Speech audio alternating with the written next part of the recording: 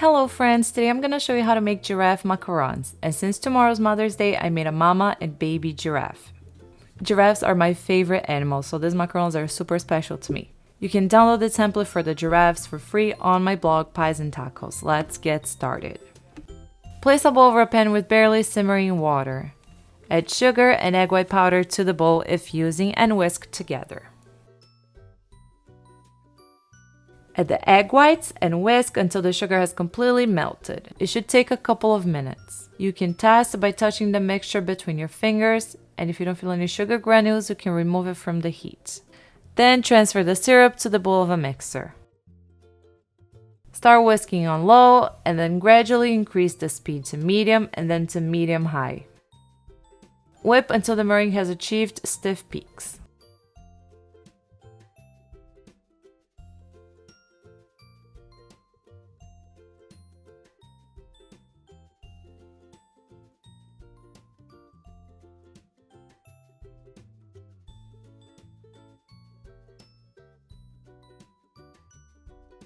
The peaks should be shooting straight up and not bending down to the side.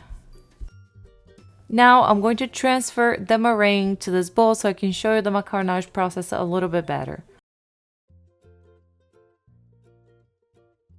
Pour sifted powdered sugar and almond flour until the stiff meringue. Fold the dry ingredients with the meringue just until incorporated. When you can see no more streaks of dry ingredients, stop mixing. Then separate the batter between two different bowls. I scooped about 1/4 of the batter into one bowl to dye it brown and make the spots, the ossicles, and the tail. And the remaining batter is going to be dyed yellow and is going to be used for the body of the giraffe.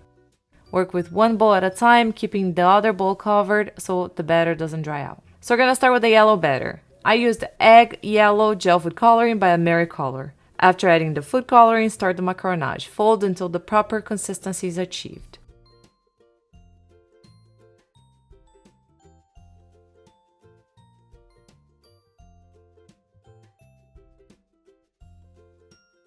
The batter should be flowing off the spatula slowly and effortlessly, and you should be able to draw several figure eights with the batter that's dripping off the spatula.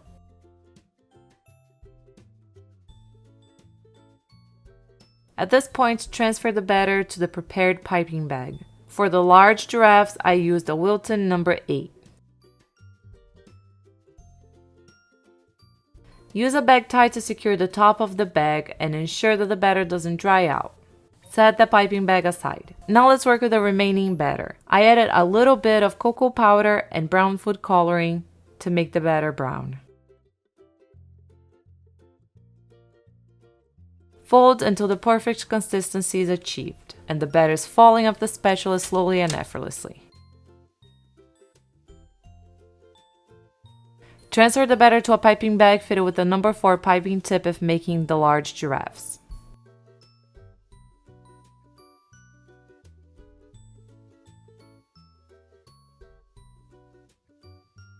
And now we're going to start piping. Place the template under your baking mat.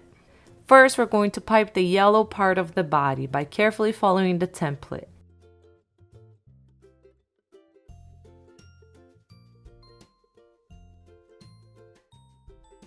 Tap the tray against the counter or against the palm of your hand, which is going to help release any air bubbles and it's going to help the batter smooth out. Use a toothpick to make the ears more defined and also to pop any air bubbles.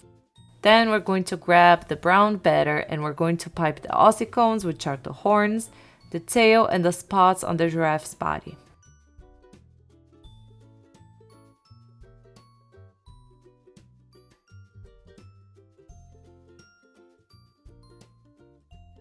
Again, just use a toothpick to pop any air bubbles or make the tail a bit more defined. I like to pipe one giraffe at a time, otherwise the batter has a chance to dry and you won't be able to make the details with the brown food coloring.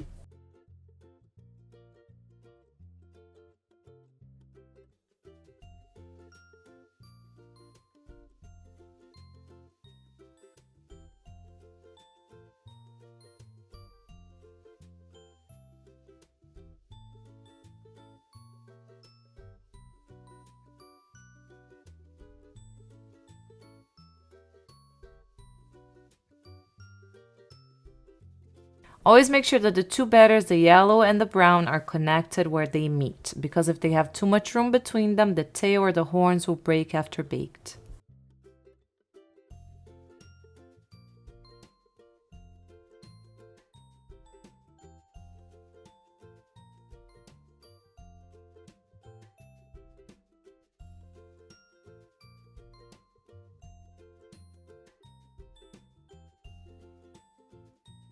And don't forget to pipe the reverse giraffe so you have a top and a bottom cookie to be able to make the cookie sandwiches later.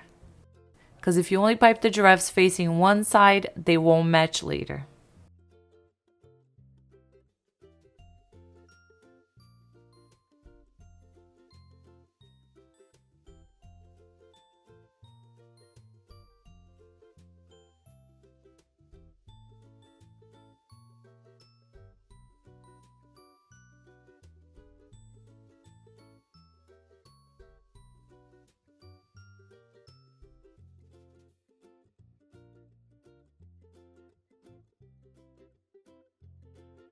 Let the trays sit for a while so the shells will dry out. You know they're ready to be baked when you can touch the surface of a macaron and it doesn't stick to your finger. I baked the large giraffes for about 20 minutes.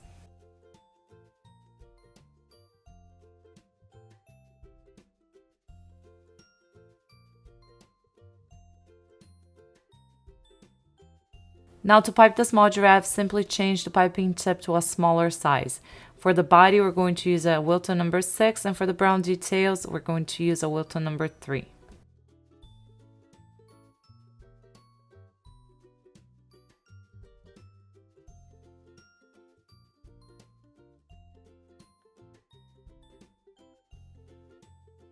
Do the same thing as you did before with the large giraffes. Pipe the body, then pipe the brown details.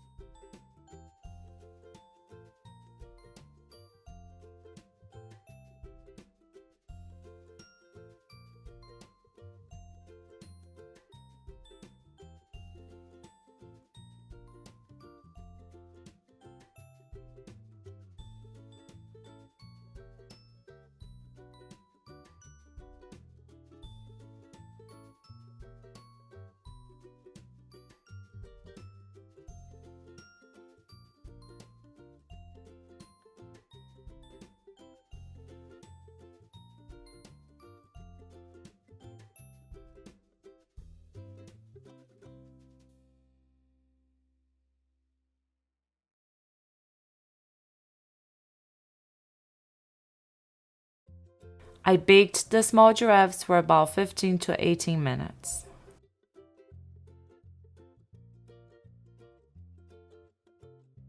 After the macarons are cooled down, I used an edible ink marker to draw the eyes on the giraffes and the nose. Then I dipped a small brush in brown food coloring dissolved with a drop of water and used it to paint the inside of the ears.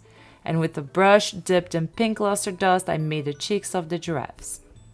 And for the filling, I used my white chocolate buttercream frosting to fill these macarons. I'm going to put a link down below for you in case you want to check out that recipe.